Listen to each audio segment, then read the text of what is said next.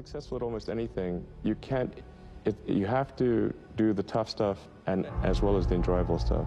You have to do the boring stuff as well as the non-boring stuff. And if you don't do your chores, then bad things will happen. But if they don't do the things that they don't like to do, then the company will be in trouble. Like you have to, you basically, like it's more fun to cook the meal than to clean the dishes, okay? But you need to clean the dishes.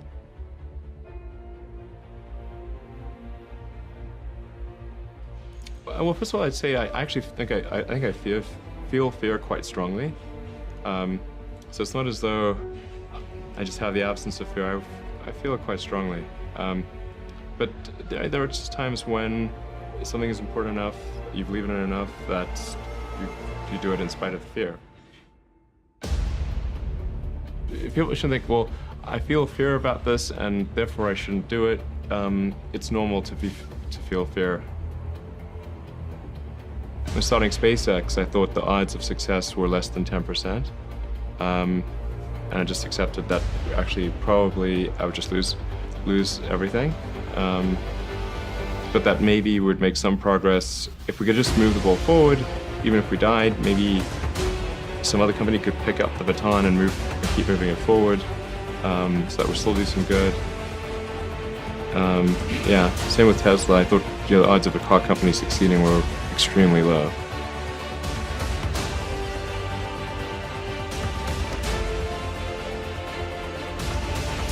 How quick are you to fix the mistakes, not will you make mistakes? And if you see the difference between a startup that is successful and one that is not, and it's because the successful one, they both made mistakes, but the successful one recognized the mistakes, fixed them very quickly, and the unsuccessful one tries to deny that the mistakes exist.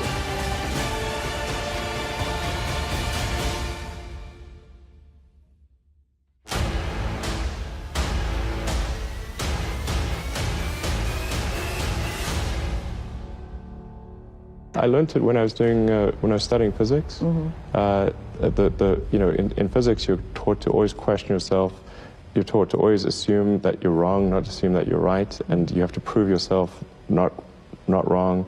And so I think that physics framework is really where I learned it, and it's very effective for learning counterintuitive things that aren't obvious. If you only do things that are certain to succeed, then you're only going to be doing very obvious things. Definitely advise people who are starting a company to expect a long period of quite high difficulty. Yeah. But I mean, as long as people stay super focused on creating the absolute best product or service that really delights their end customer, if they stay focused on that, then if you get it such that your customers want you to succeed, then you probably will.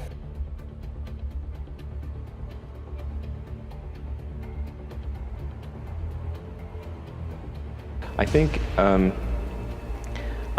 certainly being focused on something that you're confident will have high value to someone else, and just being really rigorous in making that assessment, because people tend to, a natural human tendency is wishful thinking.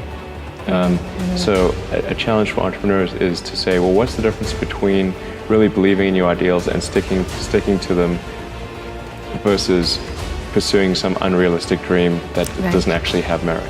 And that is a really difficult thing to tell. Can you tell the difference between those two things? Right. You know? So you need to be sort of very rigorous in your self-analysis. I think certainly extremely tenacious, and then just work like hell. I mean, you just have to put in, you know, 80 to 100 hour weeks every week.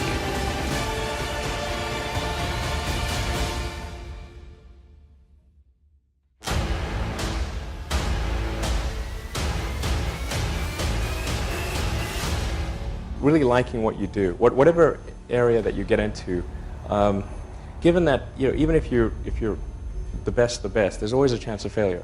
So I think it's important that you really like whatever you're doing. If you don't like it, life is too short. If you like what you're doing, you think about it even when you're not working. I mean, it's something that your mind is drawn to. And if you don't like it, you just really can't make it work, I think. If you're creating a company or if you're joining a company, the most important thing is to attract great people. So either join a group that's amazing, that you really respect, or if you're building a company, you've got to gather great people. I mean, all a company is a group of people that have gathered together to create a product or service. And so depending upon how talented and hardworking that group is, and the degree to which they are focused cohesively in a good direction, that will determine the success of the company. So do everything you can to gather great people if you're creating a company.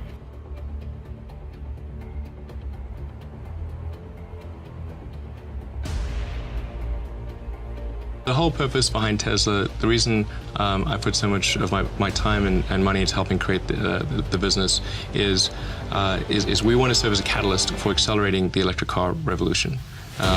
The price of gas at the pump does not reflect the true cost of gasoline because you have a consumption of a public good. It's one of the most. It's really a common problem in economics. You have the same thing in fishing, where because there's no cost to fishing stocks, people just overfish, and you have disaster that ensues. Right. And here we're not paying for the cost of the CO2 concentration in the oceans and atmospheres. We're not paying for all the ancillary effects, the wars and all the other things at the gas pump. So you effectively have a subsidy taking place at the gas pump because of that. So the only way to bridge that is with innovation, is to try to make electric cars better sooner than they would otherwise be.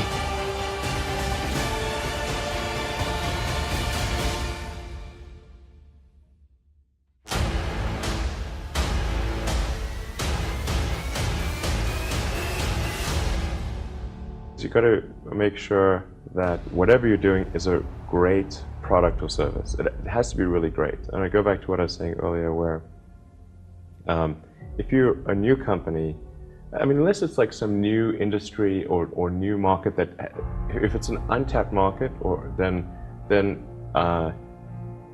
you have more ability to, the standard is lower for your product or service. But if you're entering anything where there's an existing marketplace against large entrenched competitors, then your product or service needs to be much better than theirs. It can't be a little bit better, because then you put yourself in the shoes of the consumer and they say, why would you buy it as a consumer? You're always going to buy the trusted brand unless there's a big difference. So a lot of times, an entrepreneur will come up with something which is only slightly better. And it can't just be slightly better. It's got to be a lot better. Now is the time to take risk. You don't have kids. As you get older, your obligations increase. So and once you have a family, you start taking risk not just for yourself, but for your family as well. It gets much harder to do things that might not work out. So now is the time to do that before you have those obligations. So I would encourage you to take risks now. Do something bold. You won't regret it. Depending on how well you want to do, and particularly if you're starting a company, you need to work super hard. So what does super hard mean? Well, when my brother and I were starting our first company, instead of getting an apartment, we just rented a small office and we slept on the couch. And we showered at the YMCA, and we're so hard up we had one computer. So the website was up during the day, and I was coding at night. 7 days a week, all the time. And I sort of briefly had a girlfriend in that period, and in order to be with me, she had to sleep in the office. So work hard, every waking hour. That's the thing I would say, particularly if you're starting a company. And I mean, if you do simple math, say okay, if somebody else is working 50 hours and you're working 100, you'll get twice as much done in the course of a year as the other company. You want to try to make every element of the car as flawless as possible. And there will always be, some degree of imperfection, but try to minimize that and create a car that is just delightful in every way. And I think if you do that, then the rest kind of takes care of itself.